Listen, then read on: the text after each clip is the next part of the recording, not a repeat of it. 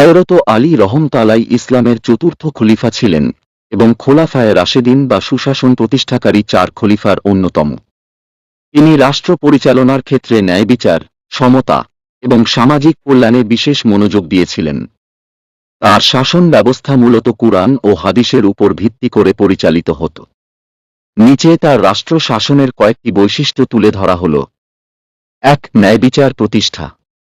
হযরত আলী রহমতুল্লাহ ন্যায়বিচার প্রতিষ্ঠার জন্য বিখ্যাত ছিলেন। তিনি ধনী গরিব, আত্মীয় পরিজন কিংবা শত্রু মিত্রের মধ্যে কোনো পার্থক্য করতেন না।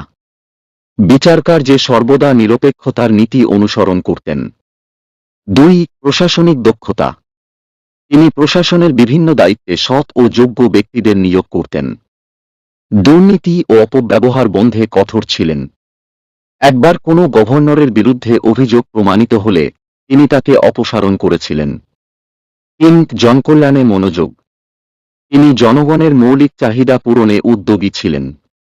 দরিদ্র ও নিপীড়িতদের জন্য সাহায্য প্রদান এবং তাদের অধিকার নিশ্চিত করায় সচেষ্ট ছিলেন। 4. নৈতিকতা ও ইসলামী মূল্যবোধ প্রতিষ্ঠা। হযরত আলী রহমতুল্লাহ ইসলামী মূল্যবোধ ও নৈতিকতার উপর জোর দিতেন। তিনি মুসলিম উম্মাহকে ঐক্যবদ্ধ রাখার জন্য নিরলস পরিশ্রম করেছেন এবং ফিতনা বা বিভাজন এড়াতে সর্বোচ্চ চেষ্টা করেছেন। 5. শিক্ষা ও জ্ঞানচর্চার গুরুত্ব। তিনি জনগণকে শিক্ষা ও জ্ঞানচর্চায় উদ্বুদ্ধ করতেন। তার শাসনামলে ইসলামী জ্ঞান বিকাশ লাভ করে এবং অনেক গুরুত্বপূর্ণ ইসলামী বিষয়ের ভিত্তি স্থাপিত হয়। 6. দুর্বলদের প্রতি সহানুভূতি। হযরত আলী রহমতুল্লাহ গরিব, এতিম এবং নিপীড়িতদের প্রতি সহানুভূতিশীল ছিলেন। তিনি বলেছেন, তোমার শাসনাধীন দুর্বল জনগণ যেন কখনো তোমার ন্যায়বিচার থেকে বঞ্চিত না হয়। 7. যুদ্ধ এবং শান্তি নীতি। তিনি ফিতনার সময়ও শান্তি প্রতিষ্ঠার চেষ্টা করেছেন।